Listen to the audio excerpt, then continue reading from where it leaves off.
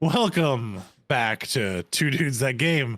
James is not going to be talking in this episode because he doesn't realize that every time before we start this, I try to get him going so I have some kind of little bit to put in the beginning of him just rambling on that he doesn't know that I'm recording at that time. So thank you, James. I have a lot to choose from. I'm going to clip that together. Just do some seamless edits and just see how bad I can make it sound there for the last It's going to be awful. 20 seconds. I hate my life right now. No, you don't. You love it. You got some new hardware upgrades. We got a new microphone we're trying to figure out. Yeah. I got the new Shure MV7. Someone gave it to me as a wedding gift, so I finally got it hooked up and cleaned out the old PC today. So I'm excited to listen back to how bad I sound. Yeah, so we apologize if we have any microphone issues throughout this. We're trying to figure out how to get all the audio synced up and the recording sounding right on both ends. So it may take an episode or two, but we will get it down. We'll get there. We've had a little bit of time off. I think it's been about 2 weeks since we've done Two Dudes That Game. Some interesting things. We've been actually gaming. Like, that's like weird. We've actually had some chance to game. Well, you more than me. I was in Disney for a bit. So yeah, you're in Disney for a little bit of it, but I mean, we've got some time to play Call of Duty Warzone and Call of Duty DMZ, and that's what we're really going to be focusing on this episode, of what we like, what we don't like, some of the things that we hope will get patched quickly, other things that we hope they give some time to just, let's see if we like it. I don't know if we have enough time to understand if we really like a certain mechanic. I feel you'll agree with this statement. I think a lot of times we just really jump into something that's changed and we're just like, oh my God, I hate that. Change it now. But after 2 or 3 weeks, we come back to it and we're like, oh, that wasn't as bad as we thought it was going to be. It was just the new kid on the block syndrome of something we just don't like change. I do disagree with everything that you just said, because the things I don't like, I wish they didn't exist. Well, there's a couple of things in there that I am still trying to wrap my head around. One being like the loadout system. I don't know if I've had enough time in it to really understand if I like the way they're doing it or not this season versus how it used to be. So like that's one, and we could get more into that there. So that's kind of like what I'm talking about. Like I don't know if I have enough playtime to really say that was a good change or a bad change for a loadout system yet. We can debate that, but the one thing we will not be debating, because if you debate this, you're just wrong. I've only gotten to play total of 4 Battle Royale games. I've been to the Gulag 4 times. After the first time, it was enough to know that I don't like it. Well, we'll get into the dislikes here. So I'm going to start with what we do like, because that is the shorter list most of the time, and then has less debate there. Are we going game by game, or are we doing both combined? No, I think some of it's both games. So like the first thing I want to hit, my big the one thing that I am happy with, the map. Like, and I don't know if it's because we had such a bad map before, if Caldera was that bad, but I am really enjoying this map right now. The detail is there. The areas don't feel like there's a ton of space in between them to get from one spot to the other. There's all kinds of stuff every time I've dropped in, I've probably played, I don't know, 13, 14 games between DMZ and Warzone, and I'm finding new stuff. I felt like Caldera after drop number 3, I've seen the whole map. Like, there's nothing new here. There's no areas I could explore anymore. Yeah, it's just land like, anywhere but the middle and run uphill the rest of the game. Yeah, you're running uphill regardless. You're on an island. It's a tiki hut everywhere. Like, we're gonna use the same tiki hut in every little thing and just reskin it over and over again.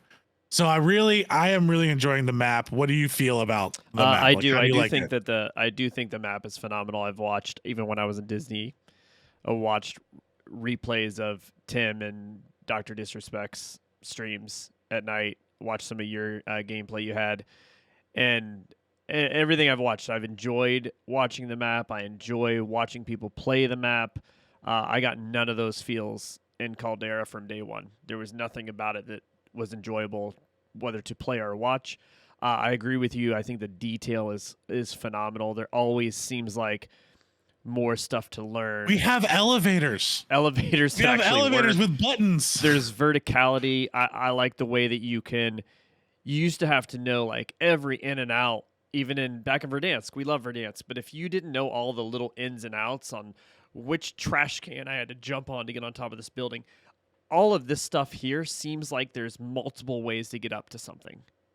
Constantly. Yeah, it almost feels like and they probably did this. They built each asset individually and worked that asset to be like, okay, let me make sure I have multiple ways up to this, especially like getting onto roofs. Getting onto roofs was one of those things where it's like, let me find this ladder. Oh no, here's the lost trash can over here where I have to jump on this wall and run across the wall and jump on, on top of this hedge that I shouldn't have to jump on, and I can walk across the ledge to get there. Yeah. Now, people are gonna find the jump spots. Like we're gonna have that as soon. we get in. And that's fine. But I think overall, it's been an easy map to pick up and play. It feels very PUBG map size wise. It's a bigger map, and since we're moving slower, it definitely has that kind of feel to it. Yeah, and I want to talk about. I was saying this yesterday when I was playing with Quick. The map, when you have the overhead map that you're looking on the screen, it doesn't. I don't think they did a very good job of. It doesn't feel, when you look at that picture of the map, it doesn't feel like the map's going to be as big as it is. Does that make sense? Yeah. Because when I first dropped in, when I just remember, I think you said that you're like, "Oh, this is small," or somebody I was playing with said it right off the bat. It looks like it's going to be small map. Small. The way they present it, I don't know if it's just because there's so much on the screen. Where like if you open up the PUBG map, it's the whole screen, and I feel like Verdansk had more of that too. But they just made the map look small, but when you look at it, it's an 8x8 or whatever. The other thing that you have in this map that's different is the water. So like it looks like you use the water. So like in Verdansk, you had the water outline, but you weren't using any of it. This one goes into the water. You died. Exactly. Here, so like this one, you're in the water. You can start in the water. There's a sunken boat you can go into that you can get stuff out of. So having that ability expands that map as well. And then you can take a boat around the map. So if you're at the bottom and you want to get to the top real fast, you can go ahead and get there. You can cut through from certain inlets. So it has, and that kind of feels to me more like something they brought in from Fortnite. Yeah, the ability to use the water in Fortnite. Yeah, well, you could use the water in the. I know you didn't play this battle royale version, but the blackout that they had, was you could use water there too. And it's almost like they took a lot of blackout, and then they took Verdansk and a few things from Caldera, but not a lot. But they took the best of those two maps and made the Call of Duty name from Caldera. That's all. Yeah, but they left that behind. They shut that bitch down. It's coming back. But Black Ops is still running. They just Caldera's coming back in a couple weeks. We know that. But so I like, so the problem with Blackout is you had the POIs, you had the points of interest, and then there was basically nothing in between. There was like the multiplayer map that sat somewhere, and then there was another multiplayer map, where here you've got like high rise, but then they build a city around high rise, and then you've got other, you've got dome, but there's things around dome. It's just not the multiplayer map. So it definitely they definitely did a great job there. They filled it in really, really well. Even running across the barren areas, the way that the elevation and stuff is, there's ways to duck and dive and head peek and kind of, you have cover without cover. Yes, 100% agree there. Important. And that's that's a huge PUBG thing. Yes, that is a PUBG thing. The map has been great. The detail overall has been great. So just don't screw it up. Like, let's just leave it the way it is, and then let's make sure any modifications that we get come from the community as a whole of what we would like to see, and less of this is one of those areas where I don't want them to try something super drastic. Like, you have a good map, make a new one. If you're gonna do something drastic, give us two maps. Have two maps. Have 2 maps. Yes. 2 big maps. I don't want a small map. No, and listen, want a let's small just map. be honest. If you're gonna do the multiple maps, I don't care what they do with Caldera. I don't care if it ends up in the rotation. I hope not. But if you need a year to build another, if you need 2 years to build another map, but a year from now you want to add a second map, just put Verdansk back. Just the old Verdansk. Just make that one of the rotation maps. Before the nuke. I want the original. The original Verdansk. You can. Well, I like the Nakatomi Tower. I was gonna say leave Nakatomi. Yeah. But that could be one of the rotation as they spend 2 years making a third map. I think they could use that to bide some time. Of course, that's their big call. That's their big pull for Warzone Mobile that's getting ready to launch. It's that you can play the Verdansk map, so that's how they're going to get people on the mobile. So I understand that's their. Well, I mean, at least we know we still have it. Like it's still there. We can still reskin it. We can still use it.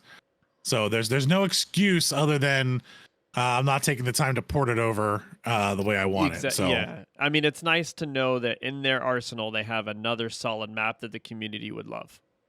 If they needed to have some sort of map rotation. And hopefully, if this Warzone 2.0 is supposed to be the platform that they keep having, it's its own storyline, it kind of integrates, but like they're not going to keep porting in every Call of Duty going forward into it like they were trying before, then I would love this to kind of grow the way PUBG has grown, where they have multiple maps in rotation. And if you end up with 4 or 5 maps and you got to pull 2 out because you're updating them and you're adding better textures as graphics cards and all that stuff gets better 5 years from now, that's fine, just like PUBG keeps doing. But like, let's yeah, I mean, you can definitely see the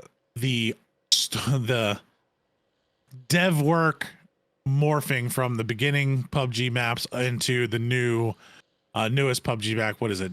Devon, I think what it Devin, is that the one? Yeah. Devin, yeah. So you can see where they've changed and the skins and the textures and they've updated everything. But I agree 100% there. So moving on to the next thing. I like the movement. I didn't think I was gonna like it. I'm actually happy with, every once in a while I'll go to do it and slide cancel and be like, oh, I can't do that. But I think overall it's been the right shift for the game to meet, I think, the parameters of the map. And that's kind of why I'm going right into the movement, is slowing the game down movement wise has also helped with that grandiose feel of the map, because I'm not like sprinting faster than a cheetah all the way across this thing and getting from one spot to the other. I actually have to kind of think about my movement and be like, okay, I'm probably not going to be able to outrun every single thing on this map. So is there a guy over here? Do I need to peek it? Can I get here? Just don't put redeploy balloons in, please. Yeah, dude, so many people are like not happy with that, and I don't understand. It's because they like zipping from one end of the map to the other in 5 seconds. Just go play. Just go play the old Caldera when it comes back a week. Old Caldera when it comes back, or not League of Legends. Wrong game. Apex Legends. Go play Apex. Like if you want to, and stop coming out and stop saying that. Oh, they took away the movement in the slide canceling, and now there's no skill gap. Listen, there is no. That's not a skill. Button mashing and keyboard mashing. Practice. And that's just practice. It just learn. I don't want to have to buy a new controller every 3 months because I'm playing slide canceling 40 hours a week. No. It's not necessarily needed. It was a mechanic that was put into the game. I believe by accident. It wasn't like we want this here, but they just never changed the movement style, so they just let you continue to do it. Yeah. So it's like it wasn't like they went, you know what, guys, if you can figure out this sequence of buttons, we're gonna let you move super fast across the map. That was not how this was working. No, it was because once everyone started doing that, to remove it. And what's funny is the better that if you think about this, there was a time when we all bitched about Verdansk. Oh, we're tired of Verdansk. Oh, when everyone started to get really tired of that map is when almost the entire community could slide. You didn't see a player in the game that wasn't slide canceling. Everybody you saw was slide canceling. So everybody that played doing all of it could get everywhere across the map twice as fast. But remember that first 3 months we played, only a quarter of the, some of the top pros knew how to do it, and then other people started figuring out. But most of the lobby didn't do it, so the game still played Well, anyone that was already a Call of Duty player knew how to slide cancel. Yeah, like you had to have been a pretty hardcore Call of Duty multiplayer player. You knew how to slide cancel. If you're watching the pros, because you've been doing that, they've been doing that for a while now. But yeah, that first player base in Warzone that we got, again, free to play, brings in a whole new league of players. You had that. Like, I could move across the map super fast. I still remember this day, the group that we play with being like, how are you going so fast? Like, why are you so far ahead of me? How come you're always so far ahead of me? It's like, it's because I knew how to move in multiplayer, because you played so much. And that's just how you got places quickly to hold down whatever angle is. It actually comes from playing search and destroy. You play a crap ton of search and destroy, you have to figure out how to move fast, either to hold down the angle that you need if you're defending, or get the bomb to where you want it to be, to whatever A or B as quickly as you possibly can. Now, so you learn that. Let's just go ahead and put the one negative out of the way with the movement. Well, I hope they nip this in the butt and get rid of the dolphin diving across the map that some of the people have figured out. Okay, well, so I don't put this on the devs, because it's not something I ever would have. Well, some people are out there some people are like, how could they not have known this was going to happen? Because no one in their right mind said, hey, let me dolphin dive off the top of this freaking map and see how far I can go. But here's where I think they did make the mistake, is that there is no penalty for fall damage. You always end up with 1 health from regardless of how high you fall. Yeah. So that's how people realize they could do this. They're like, well, I'm not going to die if I hit the ground, so let me try to dolphin dive off of this and maybe I'll float. Like, we're going to do those things. And that's why you put it out to the mass community. And we also didn't know that in the beta. No one did that through the beta. No, because they only had limited amount of times to play. And so it's just like, no one was like, hey, let me go see if I can jump out this window. If a month from now it's still happening, then I'm going to put it on the devs, because that's a couple of patches they put out there. But the other thing that I do like, I don't want to miss this in the movement. And I know if you watch a lot of YouTube videos, Iceman Isaac mentioned this in a video he put out yesterday. I sent to Ender his like top things you need to know about Warzone. But I found this out by accident yesterday, Ender, right when we were getting ready to play. Remember, I dove down and I was like, oh, you can grab on to the zip line.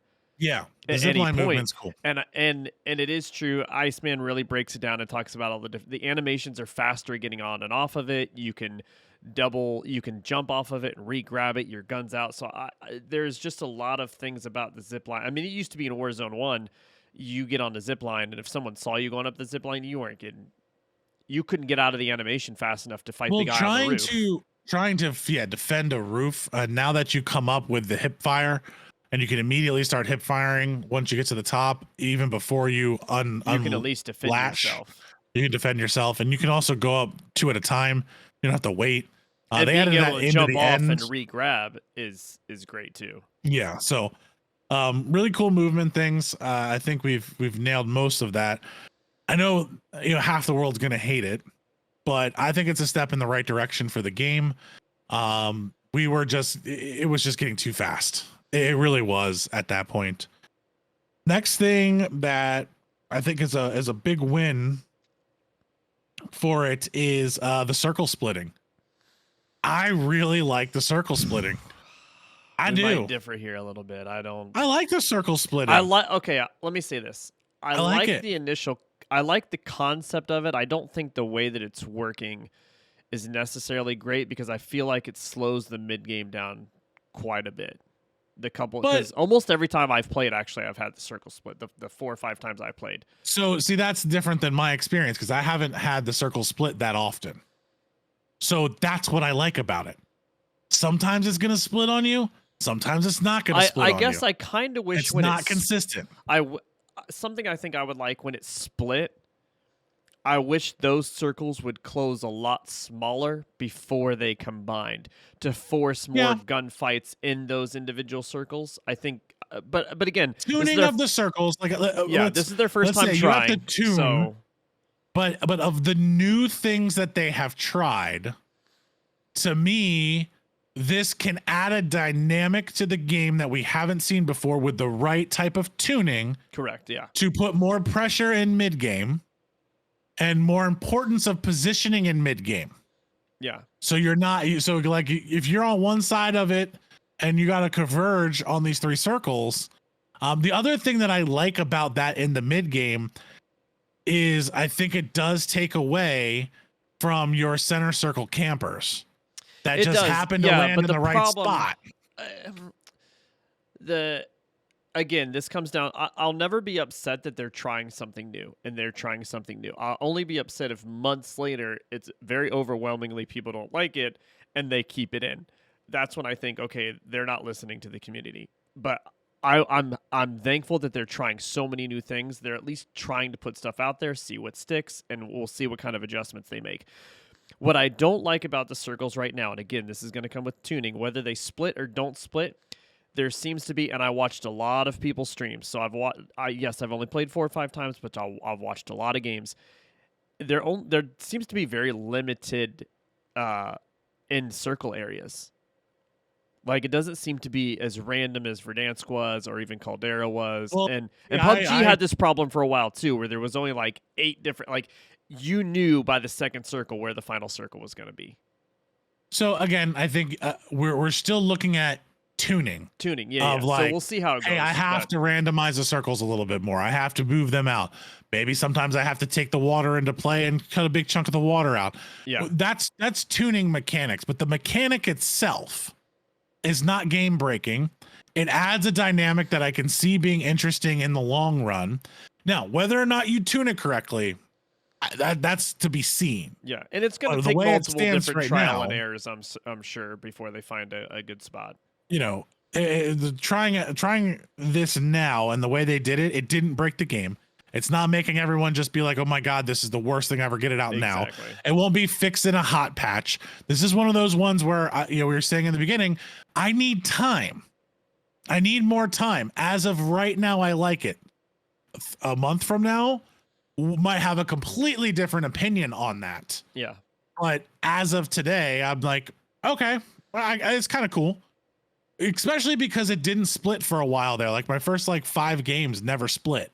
Oh, okay. And then all of a sudden it did split, and I was like, we were actually stuck in the middle. We're like, which one do we go to? Like, I don't know. I got to backtrack. It made me have to make a decision there. And it was just like, okay, this is an interesting decision that I have to make. The other way that I would say, like, you want them to close faster, when they split, make them smaller to begin with, and you have to go farther. Yeah, so it's a decision. Cool, like, where do I need to go here?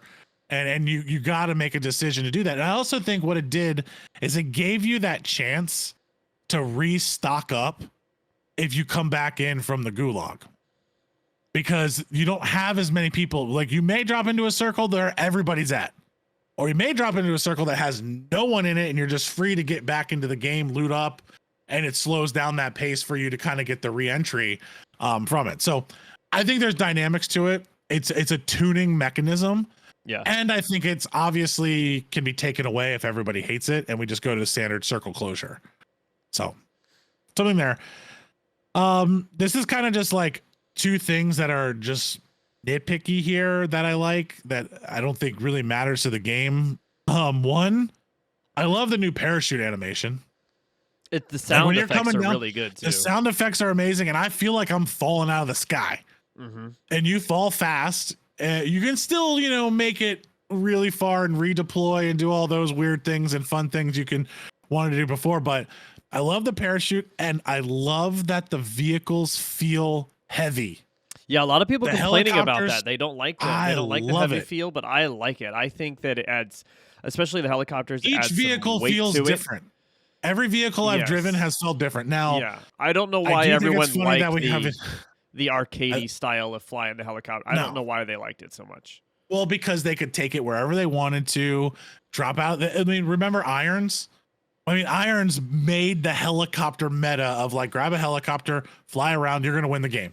Yeah. Like, he showed you how to win the game. Like, that dude had thousands of wins off of just helicopters. just flying around helicopters. He would play solo quads and win because of you how he can't used just helicopter. dip these helicopters down and wipe enemies off on the side of a building like you could. Because you can't do that in real life. And I know it's supposed to be an arcade thing, but the vehicles feel better. Each vehicle has its own feel. The smaller cars, I can whip around. The heavier cars, I can't whip around. I expect that inertia in the vehicles. The helicopters feel like a helicopter. This is like this is meaty. Like there's something here behind it. Yeah. Now we go back to Iceman's video that you sent me. There's some cheeky shit you can do with a helicopter though, where it balances and hovers, and I love that. Like a helicopter hovering, and you get out and you use that. We really got to find this big heavy helicopter. Yeah. We haven't used it that'd yet. be fun. But I Maybe mean, like Nick will the way kill you somebody. can use that helicopter, it's just a new mechanic that you're going to have to learn in the game. And I do like it. I like the fact that your helicopters can run out of gas. Yeah. Fast. Nick might get some kills if we hover in a helicopter and let him shoot. That's from up true. above. That's no, he won't shoot. Come on, he doesn't use his gun. But at least there's someone up doesn't there use to a gun. revive us when we go down. Next thing, kind of moving on. I do enjoy some of the new contracts. I like the Safecracker contract. I like some of them there. The one that I kind of wish they kind of kept in was the Most Wanted. The Most Wanted is gone, so there's no way to bring your whole team back in a contract. That was really fun, and I love that dynamic of the game because when you saw that Most Wanted pop up on the screen, you're like, I'm coming for blood. I choose violence right now. The other thing I loved about the Most Wanted was I got my whole squad here with you. I'm just in it for the cash. So come on, buddy, let's bring it on. And it's going to be 4-on-4 when you think it's going to be 1-on-4. 1-on-4, yeah. So I think that was a dynamic that they didn't need to get rid of that contract, but the new ones I've liked so far. Like I think the contracts are interesting. I like how like the Intel one moves you from spot to spot. You pick up you pick up the phone, you get the Intel, you go find the drive, and then you have to take it one other place. So there's multiple steps to do it. And the rewards are pretty big. You know, you get 5K cash. That's a loadout. Like that's your gun. Well, not a loadout. It's your gun. We'll get into loadouts. But so I like the contract. I don't know, only playing a couple of games for you. You only got 4. You may not have hit all of them. But so far they've been good. DMZ ones have been good too. When you killed our hostage was phenomenal. Listen, that's not my fault. I didn't know. You threw him under the helicopter and he died. I So laid him down on the road, and then the helicopter came down on him. Don't lay your hostage down on the street where your helicopter is going to land, because it will kill them and they will be killed in action. So don't do that. Don't do that. And any logical person, I know everyone out there watching here. Listen, don't come at me with the logical conversation in Call of Duty. Do that. Nothing about Call of Duty is logical. They wouldn't do that. Any logical person wouldn't think I could redeploy my parachute 35 times across the map. You also said immediately, can I jump off the building with him? So you were not taking his safety into account. But I could jump off the building with him, and it was okay. So he should have died right there. I went 3 stories and survived with him. You got lucky. Because I dolphin dove off. Anyway, so next little piece, and then we'll get into the big one that I like. I like the backpack system. I'm a fan of it. The navigation's a little clunky if you're on controller. I think they can tune that a little bit better. But honestly, I've got no problem switching down to my D-pad and moving real quick. Once I started to learn the icons. So once I saw the icon that I wanted, the ones I didn't want, I was able to move through it a little bit faster. In Battle Royale, DMZ, I'm not sure on the backpack system because it becomes so much more important of like looting and bringing stuff out and knowing what all the icons are that you're bringing around. So I'm not 100% sold there, but it's a good middle ground between the Tetris that is Tarkov. Freaking Tarkov is, and not having one. So like we're right there in the middle, and we just need to tune it a little bit better.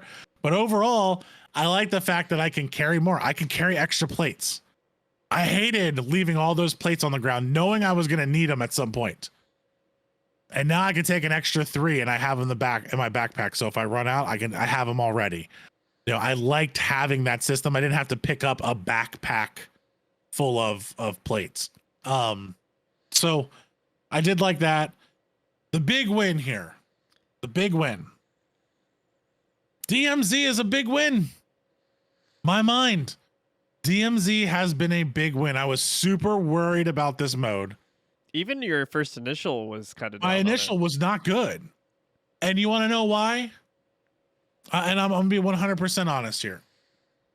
I have been so mad at Tarkov because of all the cheating issues, the actual game loading in issues, the stability issues for a game. I even went back and played a scav run today because like I'm nostalgic for that game. Because I really did love all the mechanics in the game. I mean, I dove into that game. Once you actually got me to play it, I dove in. Yeah, it was just funny because if you listen to one of our old podcasts, you were like, "This is the worst game ever." It was. But then once you get it, I dove into it. I dove into it and I loved it. And I wanted them to have competition. DMZ is not Escape from Tarkov. They are different games. But I will say this, it's still competition. It's still competition. It's still competition. It's not there today. Like, I'm not going to be like, you're going to get... I don't see every single Tarkov streamer just switching over to DMZ because it's the better game.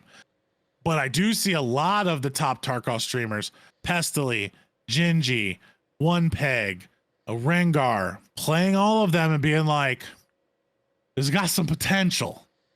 There's potential here." Especially because those Tarkov streamers get viewership, and if DMZ is pulling views over Tarkov right now, that's where the competition is. Sure. Because more people want to see those guys who are really good at Tarkov play the DMZ the way that they play Tarkov. Lupo's the one. Like I think he was the first one to come over and really pull some views on it. Pestily's out there kind of doing his own thing. He's always doing that. But you also got, like having someone like Gingy come over and play it, who doesn't play any other game, who really doesn't enjoy playing any other game, to actually come in and say, "Oh, this isn't bad." Like, that's a hardcore Tarkov streamer, and she's a competitive Tarkov streamer. Like, she's one of the top players in the world. One of the things it seems like these top Tarkov streamers like so far that it just seems to me, I'm not saying that I've heard them say this or anything, DMZ seems like the perfect casual down game for them when they're tired of the hardcore side of Tarkov. Or maybe they ran into a ton of cheaters that day, or they just want to chill with their chat, relax a little bit, have a little bit of fun in the game. DMZ seems to be the perfect complement for them. Yeah. And to me, and I'm going to get this into, I'm going to leave it for my don't likes. So I'm not going to get into it, but there are pieces of DMZ that are in my don't likes. But overall, the mode hit. It's fun to play. It has some tuning issues. It has some of that, like, do I really need to extract issues, or can I just stay in here? Like, there's some wishy-washiness to it, but it is a beta and it is unfinished. And now that Tarkov's still a beta, but I feel like Call of Duty will get to not a beta state faster. And they're going to I think they're going to put some time into this mode because people are really liking it. And honestly, I don't really want to play Battle Royale. Yeah. I like the DMZ mode. Now, hold on. I did get a text message. Master of Shadows, who is on some of our podcasts and occasionally on our gaming podcast, did send me a text because he knows we're recording our stuff. He would like us to know his pros on Warzone, Battle Royale, and DMZ. He said the pacing in DMZ is a pro for him, the time to kill, the amount of random stuff you can do, and that cars actually need gas. He said his only con right now is the server side, the lag.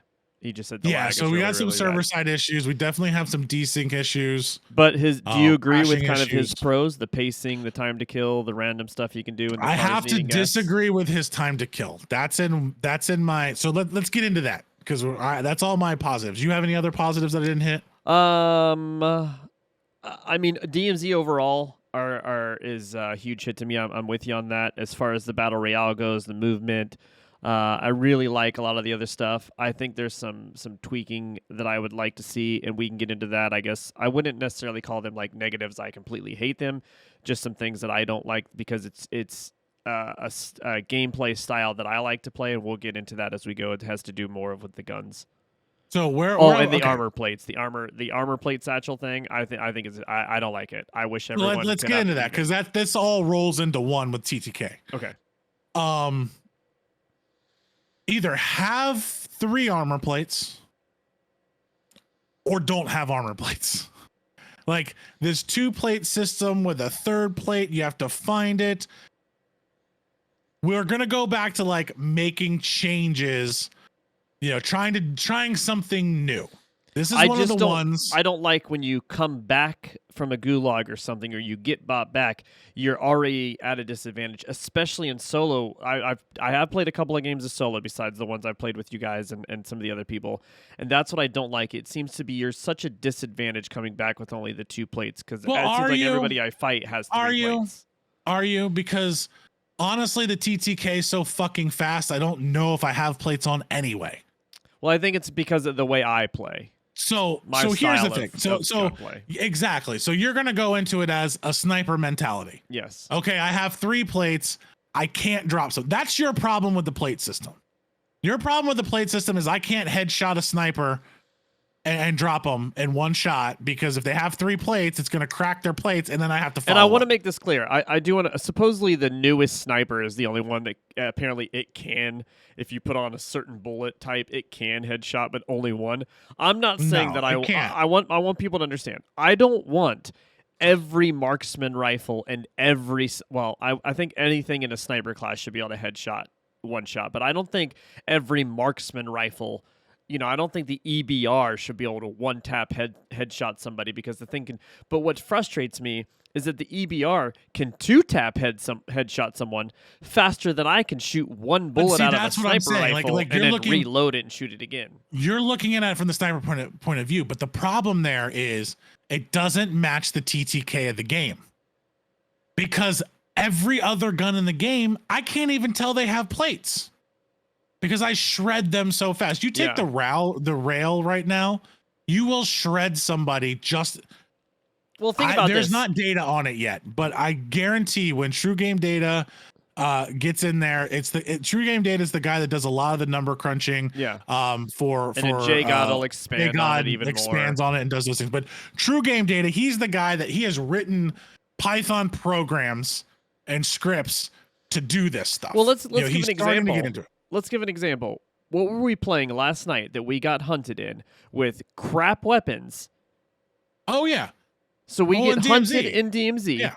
And these guys come... Now, first of all, they were the worst DMZ or Call of Duty players I've ever seen in my life. We're holed up in a gas station, for those that don't know. And we know we're being hunted. The team is right on us. I can hear them in proximity chat. We know there's 3 of them.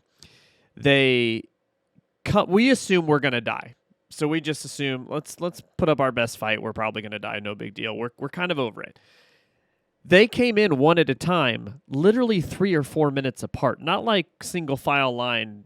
Like it wasn't like we were both shooting them. It was we soloed each guy that came in. And every guy that came in with bad weapons. We did not have meta weapons. Nope. Nothing like that. No dual wielding pistols. Weapons. Just regular weapons that we picked up off the AI we had killed. I just had a basic M4. And these guys came in with purple plates, and before they could even get a second shot by the time they're located, we had dropped them individually. Like, Ender shot one guy, then I killed the next guy, then Ender killed the last guy. No team shooting was happening because they came in different ways, and we were looking at different angles, and we just mowed them down. That shouldn't have, in my opinion, that shouldn't happen. They should have been all 3 of them have purple plates. Yeah, they should have been able to make a play. They should have been able to move. They should have been able to do something. But the TTK is so fast that it doesn't feel like you have plates on. It doesn't. It really doesn't. And the problem with that is that when you get into the sniper play, which is what you do, now all of a sudden my TTK is really slow because I have to 2-tap a guy. Like, think about the time, and people don't think about that, like your actual time to kill. When you're using a fully automatic gun, you just hold the trigger down, follow them, you're going to drop them. On a sniper rifle, you got to bolt up, you got to like your time to kill for 2 shots starts to be in the seconds when you have to do a follow-up shot after you hit somebody in the head. Like the whole point of the sniper is hit the headshot and you have a fast TTK. Because you drop them right then and there. And I don't mean I have to eliminate them if they just are downed. No, they're downed. Yeah, like obviously we're talking about if you're playing solos, he should be out. Unless he's got a self-res. Unless you got a self-res. Like that's a mechanic of the game we're okay with. Like if I down somebody, good, I can move to the next guy. Like I'm moving to the next guy. He's down. I'm gonna come back to him when I need to. Because that's the game. We've always played that game. What's frustrating is that how easy it was to headshot people in multiplayer with the snipers, like down there, which I did think got a little bit ridiculous.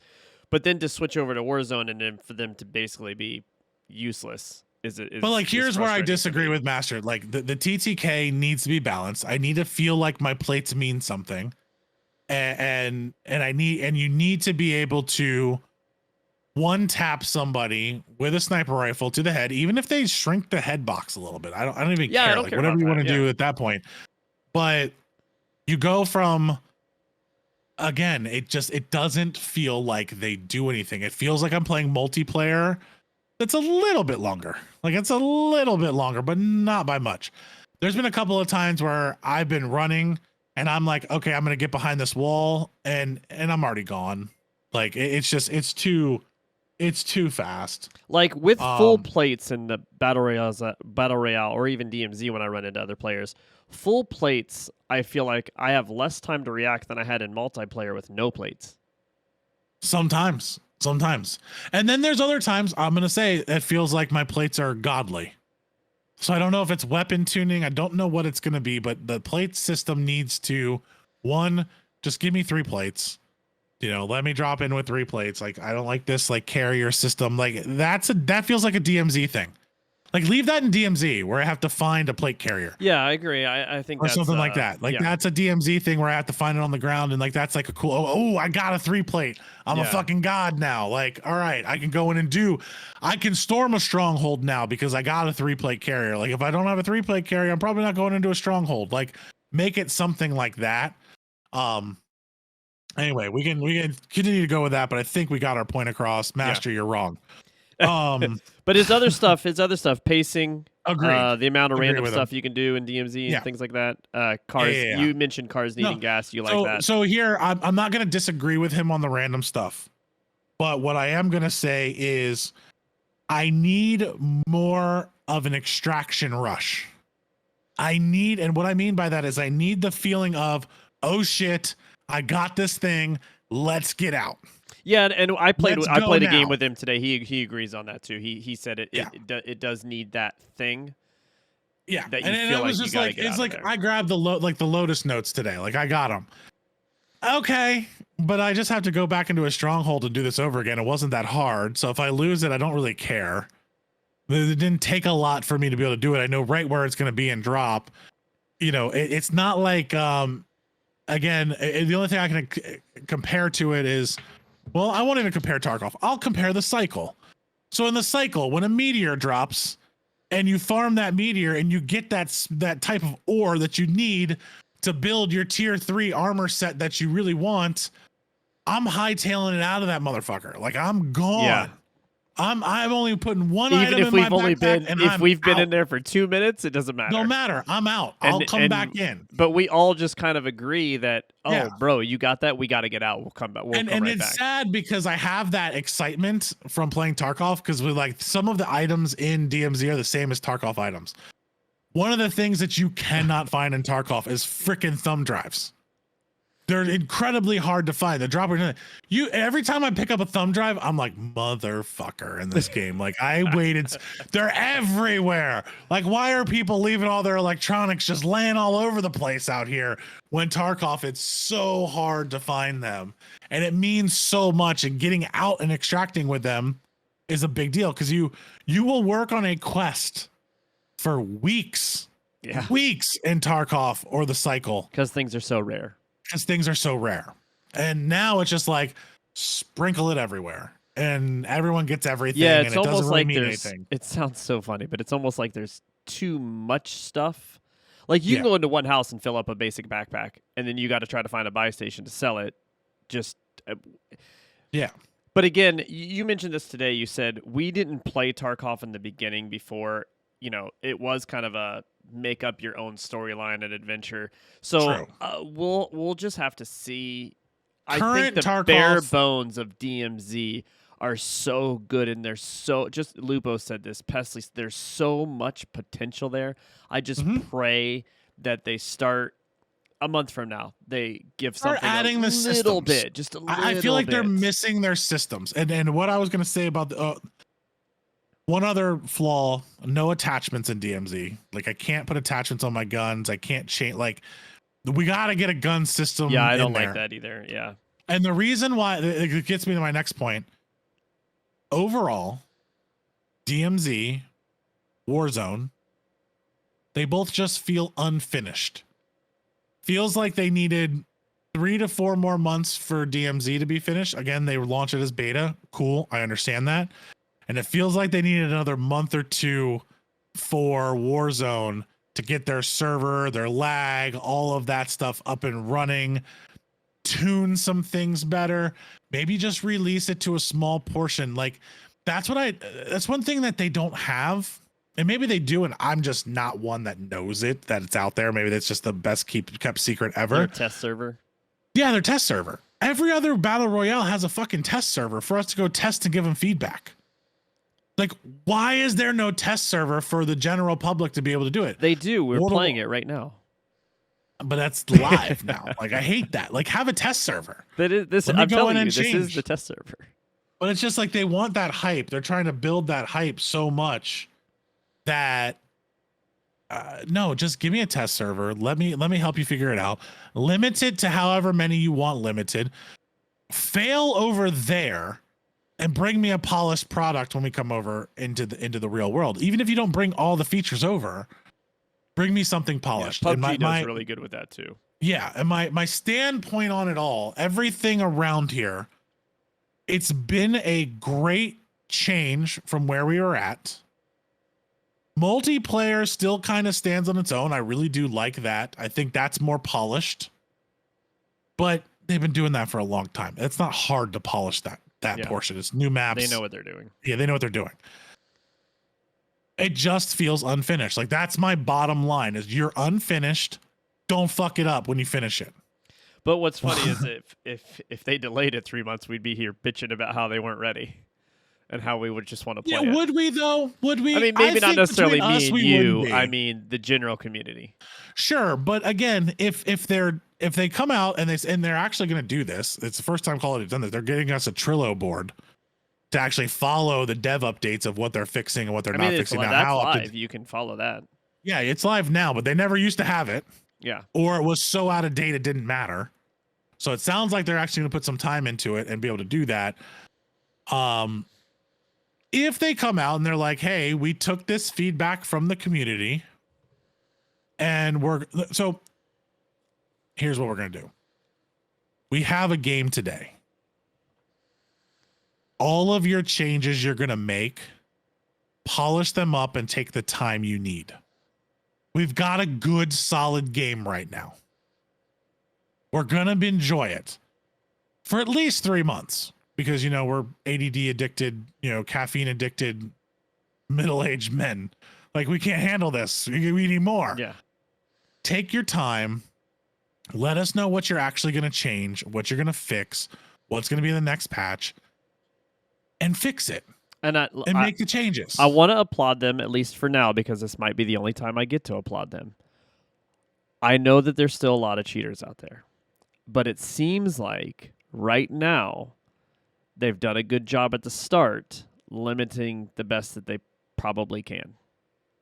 It seems and that I don't way. know I'm not sure what leads to that. Have they not switched over? Have the cheats just not been that great yet? Is Ricochet actually working? Who knows? But overall, I haven't felt like I've ran into many cheaters. I mean, I did run into a guy that went 47-2 in tier 1, which is hardcore mode. Yeah, he was cheating. Like he was shooting us through walls. Like so, there's some walls issues that we have here already. We saw that firsthand. I think I recorded that, so I might throw it up as some short that we have. So there's some issues. But it's not every time I go into DMZ and Warzone. It's not rampant yet. Like it's not Caldera where we don't give a fuck. Like they're trying. They're trying something. And I don't know if that's just, our servers are so crashy that it just crashes them all the time anyway. So I don't know. Maybe that's what's happening. Maybe every time there's a cheater in your lobby, that's when your lobby crashes. It just crashes. Yeah. They're like, we're just going to crash the whole game and people can suffer. If they just tell me that's why I'm crashing, then I'll be like, oh, okay. Like just exit the game. Like, oh, we got a cheater. We're starting this game over. Okay. I'd rather start the game over than to be honest, maybe if I knew that.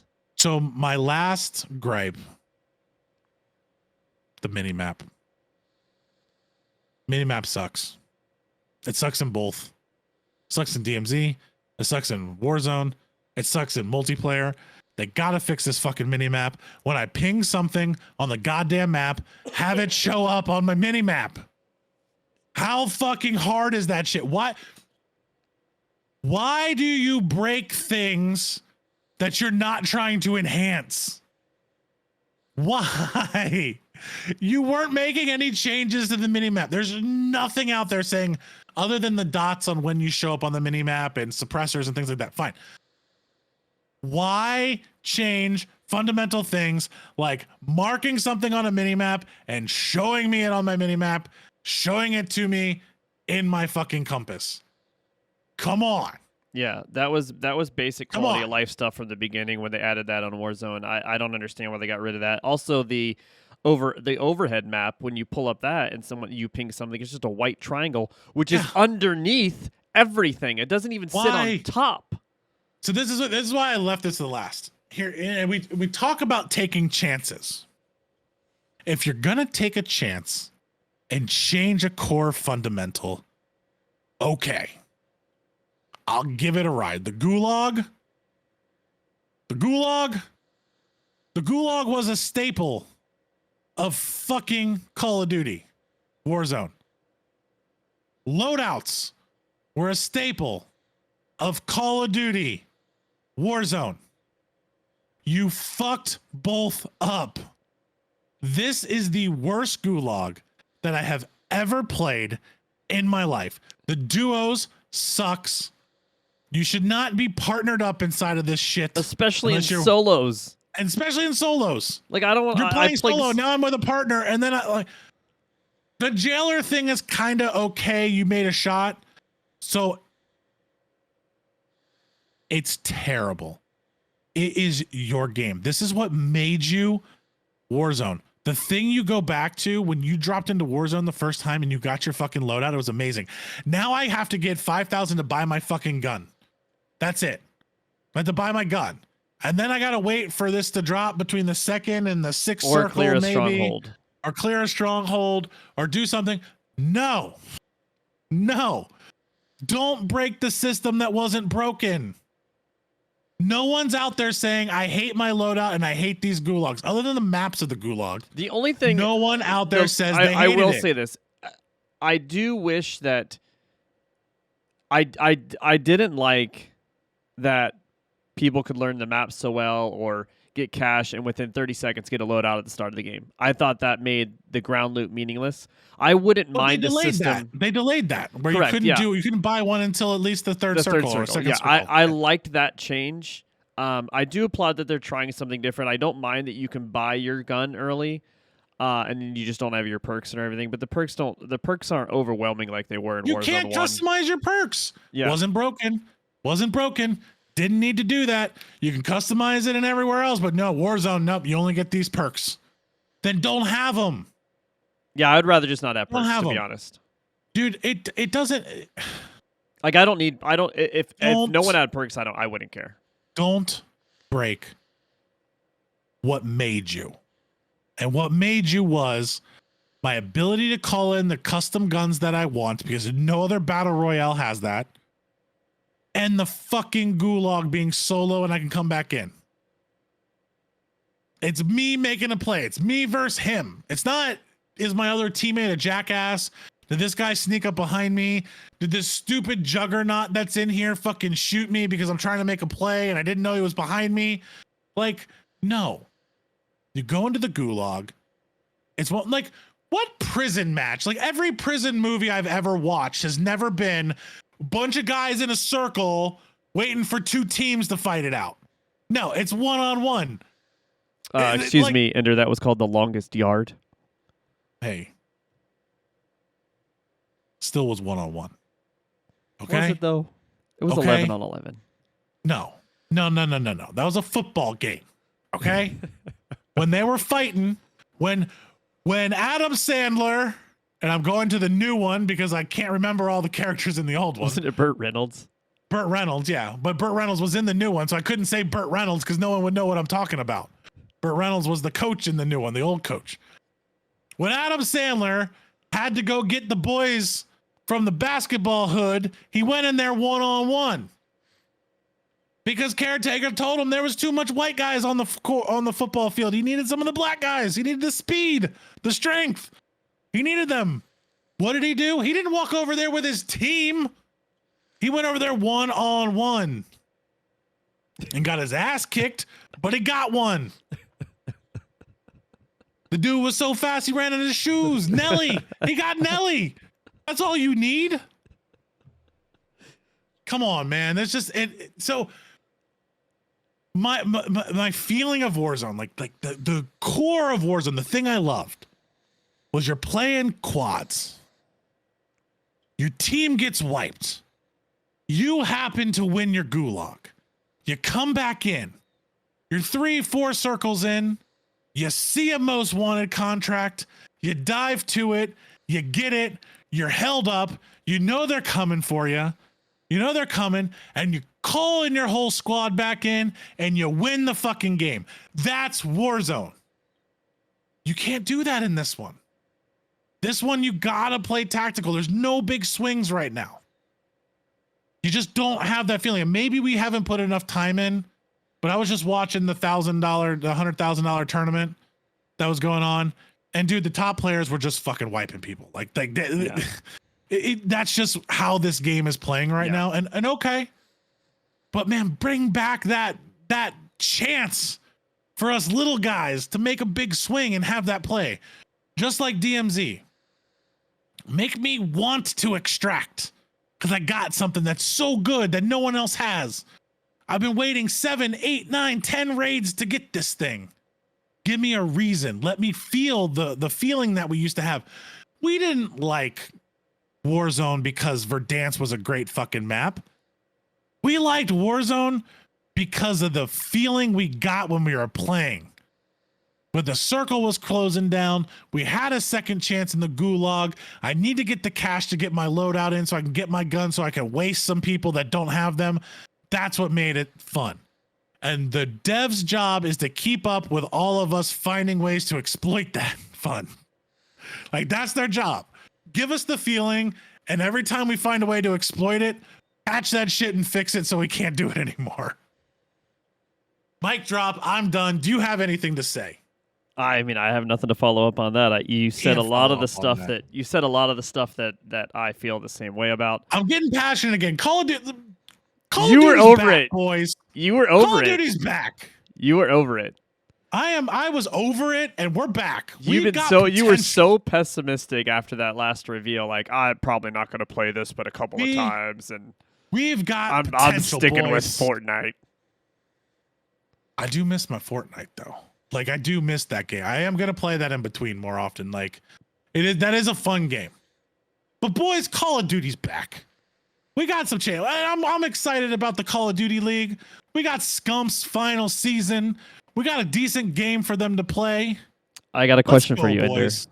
What if they come out after the first patch and say they're not changing the way the Gulag's going? Is that a big loss? Because do you think they're not listening to the community? I think I think it would be a decent blow. But, you know, like, maybe we'll learn to love it. Do you think it's so bad and the community feedback is so against it that it is almost, are deep down, do you expect within the next month it to be one-on-one gulag again? Yes. My answer is yes. I don't think they'll do it, which is why I think it's going to be a blow when they don't. I think they have to. I mean, it's overwhelming. It's everywhere. The gulag is the one thing where you didn't have to change it. I mean, the only negative we always had in the past, like, you used to get The mad. map. It was just the map. The map. But, like, which I think this can't map find... would be decent one-on-one if you shrunk it just a tad bit. It's like we talked about my sniper play, the way I like to play. That's a gameplay mechanic. That's a way to play the game by lots of people. If they change it to the way it used to be, you're going to have half the community pissed off that, oh, now people can, like, it's a half and half. I can't find anywhere where anybody likes this gulag system. I've looked on Twitter, everywhere. No one is saying positive praises about this. Because you didn't need to change it. You just needed a better map. Dude, like, we were even talking about it before. When they had the multiplayer 2v2 mode. I loved it. The tournament mode that they would put in. But that was like, best of 9 or whatever. Best of 9. It was a series. series. There was still rounds where you got smoked, but you'd win the whole series. Yeah. It's like telling me, it's like changing search and destroy to one game. Yeah. I accidentally throw a fucking flashbang off a wall and it comes back at me. I'm dead. Oops, I made a mistake. Like, no. And the whole match is over. Because the whole match is over. And it's like that could happen one-on-one and things like that, but at least it's my own mistake. Yeah, because in that 2v2 series, you could play against better guys and they could be up 3-0. But if you were smart, you could learn how they played in those 3 rounds. Now, I don't want... I want to make this clear. I'm sure, Ender, you mean the same thing. I do not want a best of fucking 9 in the gulag. No, I think it needs to be one-on-one. That's what made the 2v2 one-on-one, good. one round. And I want random guns again. I did like whatever gun you had, you dropped in with. Like, that was a good change. Because you didn't feel like, if you happened to get a good gun in the gulag and you came back in with it because you won, like, no one said the gulag needed to change. No one was like, you know what? It'd be a really good idea if you took the control away from me on whether or not we were going to win this match and stuck it in the hands of RNG. Because everyone loves RNG in fucking games. Like, that's what we want. We want to go play D&D and roll some fucking dice to see what the hell actually happens, because we want everything to be randomized. Okay, now I can't remember which pro, but there was a CDL pro that was talking about on their stream yesterday that here's why they think they changed it to 2v2 gulag. I'd love to hear your feedback on this. They said the casual player is why they changed it to 2v2, because with the jailer, it is possible for all 4 people to get out. So now the gulag is the easiest it has ever been to get out, which creates what? More player retention, because that's all that this game matters. I have yet to be able. So I think the theory's there. I'm not going to fault that theory. I have yet to join a gulag where 4 people can agree to not shoot each other in the back, because Call of Duty is the most toxic game in the free world with proximity chat. It's so funny. Every other game has proximity chat forever. It's fine. You put it on Call of Duty, it is F this, F that, N-word this, N-word that. It's the most toxic thing in the world. Tarkov. Even though sometimes people will flip on you and things like that with proximity chat, we have found nice guys. We have gone in and teamed up and been able to do that and work together, and you understand it. We've done it in every other game that's had proximity chat. Every other one. Cycle. I've had multiple guys come in and be like, hey, is anybody in here? Yeah, I'm here. I really just looting. I'm leaving. I have no weapon on. I have a knife out. And it's not even about the turning. But I don't load into the Cycle or Tarkov game and have to hear the N-word 3,000 times in 30 seconds as fast as they can for no reason. Yeah, they might come in and talk shit and then kill me, which is funny, but it's just funny how when Call of Duty gets it's like people have never had it before. It's a new thing. and it's like how fast can the community convince it's Activision that those they got to console take it out? players, man. It's the console players. They just haven't experienced it, No, and they don't know what it's to not do. all console players. Let's just be honest. It's PlayStation players. The most toxic fan base. The die-hard PlayStation fanboy is the most toxic. We've been going video game for an fan hour. base out there. We'll have an episode on that later. I'm not going to disagree with it. Yeah, I bet you either. Nadia grew up being a PlayStation player. That's probably where her toxicity most Call of Duty came players from. were PlayStation players, but anyway, Not back in the day. Well, we will. No, not back in the day. Not That's where not she the got original her ones. toxicity from is from her PS5. Anyway, we've already had that podcast. We don't need to do it again. Thank you everybody for tuning in to this episode of Two Dudes That Game. I'm Ender. This is James. I hope you enjoyed. Please leave a comment down below in the video. If you're watching this on YouTube, please like whatever it is, all those different things, all different things. If you're watching it, download, keep downloading. And even if you want to delete it later, download the episode, please.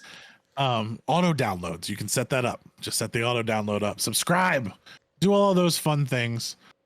If you want to find out all of our other content, please head over to lastchoicenetwork.com. We will be setting up, I'm working on it now. It's not there yet, but we will be setting up a little newsletter.